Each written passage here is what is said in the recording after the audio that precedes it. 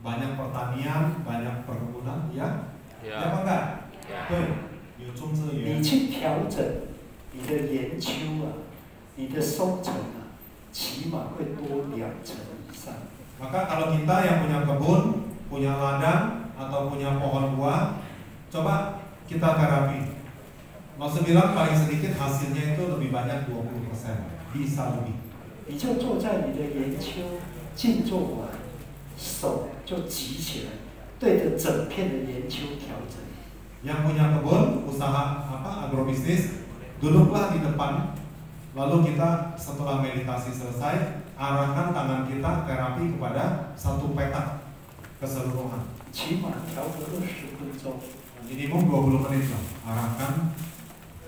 下一次收成的时候，你就会发现会多很多。 Dan tunggu sampai masa panennya, kita bandingkan dengan petak-petak lain yang tidak diterapi. Hasilnya mungkin beda. 一般我们的经验会多2-3成。 Berdasarkan pengalaman atau laporan dari orang-orang yang melakukan, bagian yang diterapi itu kebun ataupun ladang atau sawah, hasilnya 20-30% lebih banyak.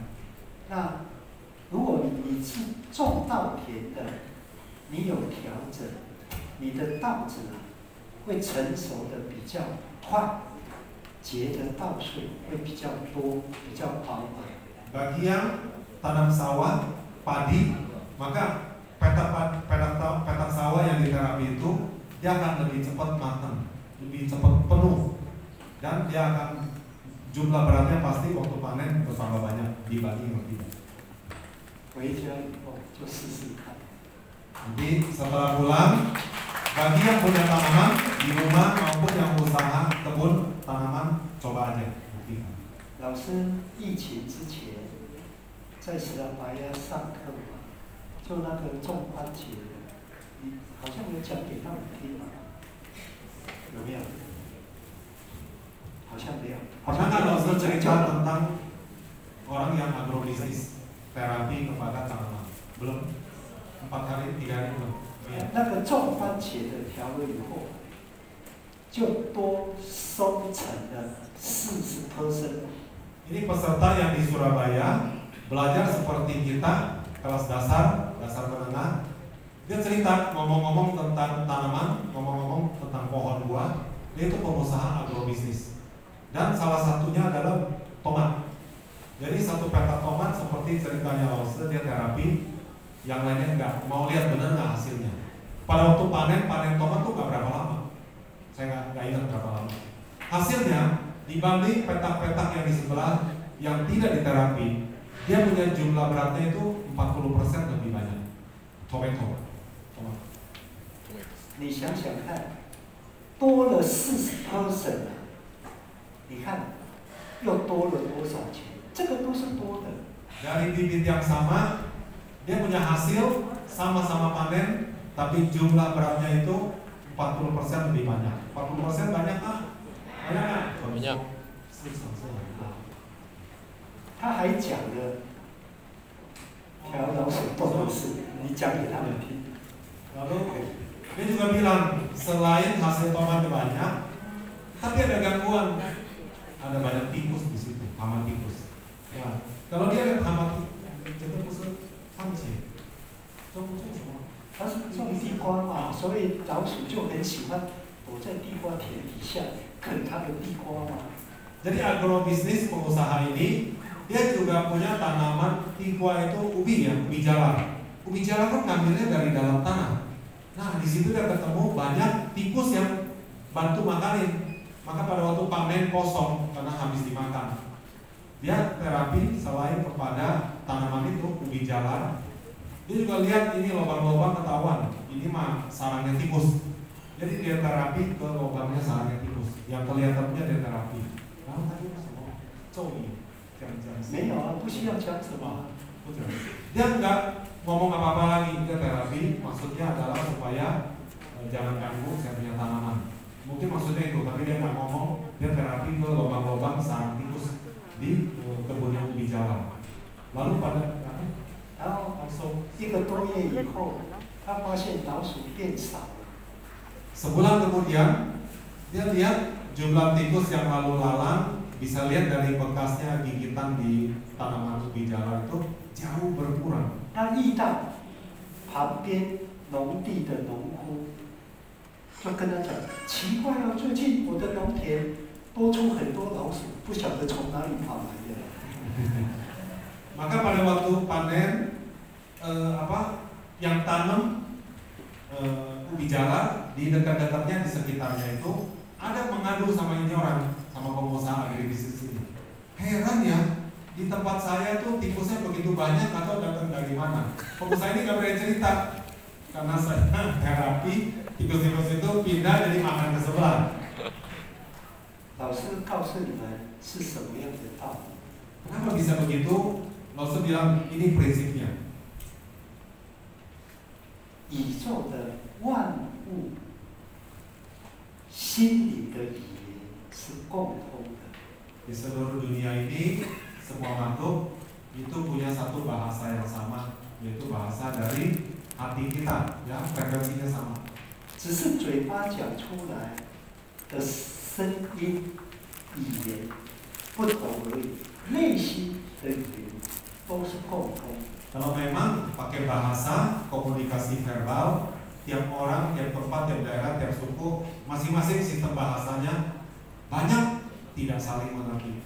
Tapi niat di dalam hati itu ada yang bisa tangkap, maka kurang lebih seluruh dunia itu sama frekuensinya. 人在传达感情、传达能量，最主要并不是声音或者是动作，最主要是由内心发出来的那个频率。 Bahwa seseorang punya niat baik, seseorang yang sedang berbuat baik atau punya hal-hal yang positif, itu walaupun dia tidak ngomong, walaupun dia juga tidak pakai berbagai cara, tapi niat itu adalah pancaran energi. Sama waktu kita salurkan energi, itu juga pancaran energi. Jadi tidak perlu bentuk formalitas sistem bahasa dan lain-lainnya. Itu orang bisa rasakan. 因为你们才刚学长生学，有很多的见证。老师如果太早讲给你们听，你会认为老师在吹牛。 Jadi karena kita kan baru pertama kali, ini adalah kita belajar di kelas yang pertama untuk belajar fitologi. Ada banyak hal yang bukan hanya lucu, tapi juga kita bilang entah ajaib atau mukjizat atau apapun. Karena kita masih belum banyak praktek, belum banyak pengalaman.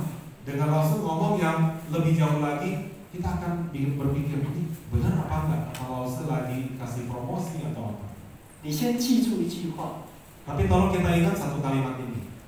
能量可以改变质量， Bahwa energi bisa memperbaiki kualitas benda, kualitas materi. 所以我们日常用品这些电器啊，有时候坏了，你经常可以用长生学把它调好。 Jadi bukan hanya terhadap tanaman, bahkan barang-barang yang kita pakai sehari-hari yang ada misalnya pakai tenaga listrik, barang elektrik ataupun barang elektronik, yang bisa kita pakai nggak ada masalah, sekali-sekali mungkin dia macet, nggak ada salahnya coba dulu terapi ke alat tersebut. 你就讲那个前总统的女儿，缅甸总统叫他开车到万隆去学长生学，那个总统什么名字我不会讲，你会讲？瓦西德总统。 Jadi ada satu kali kelas di Bandung, kelas dasar menengah, 7-8 tahun lalu kurang lebih seperti itu. Di baris depan, waktu itu pesertanya mungkin sekitar 400-an gitu. Di baris depan itu ada 4 orang, salah satunya adalah putri presiden keempat Gus Dur, putri yang paling kecil. Dia sama teman-teman gengnya 4 orang LSM. Tiap hari dari Jakarta nyetir ke Bandung, pulang sudah malam pulang Jakarta, besok selama 6 hari. Nah, pada hari terakhir, kalau sedang mengundang siapa punya pengalaman yang mau berbagi, mau sharing, inilah kesempatan hari terakhir. Nah, putri yang paling kecil itu dia naik ke panggung, dia cerita. Karena kalau sudah ngomong, kita bisa terapi juga alat-alat apakah HP, apakah iPad atau apa. Maka dia lagi di jalan Jakarta ke Bandung siang hari itu, di tengah jalan dia lagi ketik apa? Laporan dari satu kasusnya masyarakat yang lapor sama dia. Dia lagi bikin, belum selesai, belum save, lalu tiba-tiba HP-nya model zaman dulu, iPhone zaman dulu, jadi kena hang. Kalau kena hang nggak bisa dia apain lagi. Biasanya dia nggak bisa mati, nggak bisa hidup, cabut baterai, pasang lagi. Tapi kalau dibuka baterainya, maka data yang udah ketik setengah jam itu hilang karena tidak di save. Jadi dia terpikir sebelum dia copot itu baterai, dia terpikir, maksud bilang boleh juga terapi ke HP gitu kan. Dia jadi pegang itu HP, tidak dicabut baterainya, coba 5 menit belum ada apa-apa, 10 menit belum bisa, tapi kira-kira sampai 20 menit dia coba, HP-nya bisa restart, data yang tadi masih ada, cepat-cepat dia save. Wah lega, gue bisa hemat setengah jam punya ketikan, karena di HP kan ketikan pelan. Dia cerita sama teman yang nyetir, 4 orang satu mobil. Yang nyetir bilang, itu mah kebetulan belum tentu benar. Dia bilang, iya ini yang terjadi. Kemarin kan dengar ada Lause ngomong contoh-contoh orang bisa terapi ini kepada alat-alat gitu, alat yang di rumah atau remote-nya mobil dan seterusnya. Jadi temannya bilang, enggak, ini kebetulan. Dia bilang, enggak, ini barusan buktinya. Nah jadi teman yang nyetir itu, dia keluarin satu iPad juga sama yang zaman dulu. Dia bilang, ini saya tadi lagi kerja juga sama. Dia kayaknya agak macet-macet. Ini kalau diterusin nggak bisa, sudah lemot sekali. Kalau bisa coba, saya lagi nyetir dia ini, bantuin terapi. Lalu dilakukan hal yang sama, tapi ini bukan iPhone, iPad yang lebih gede sedikit lah. Dia coba waktunya, nggak tahu, saya nggak ingat, apakah sampai setengah jam atau berapa. Sampai di tempat pemberhentian, baru dikasihkan temennya itu nyetir, kasih dia coba. Ternyata dia tekan bisa restart tanpa lepasin baterai. Jadi begitulah cerita ini, dia endorse yang benar. Cerita Lause kemarin itu saya alamin di tengah jalan waktu nyetir Jakarta ke Bandung. Nah saya tanya, Mbak, tiap hari mondar-mandir apakah kecapean? Karena datang 3,5 jam, pulang tengah malam dong. Kan kita selesai jam 10 di Bandung. Iya, kami LSM tiap hari masih ketemu masyarakat. Jadi pagi di kantor sampai siang udah selesai baru datang. Begitulah 6 hari. Dan dia kasih hari terakhir itu testimoni seperti itu. Mana tepuk tangannya nggak kedengeran? 以后，如果你的手机当掉。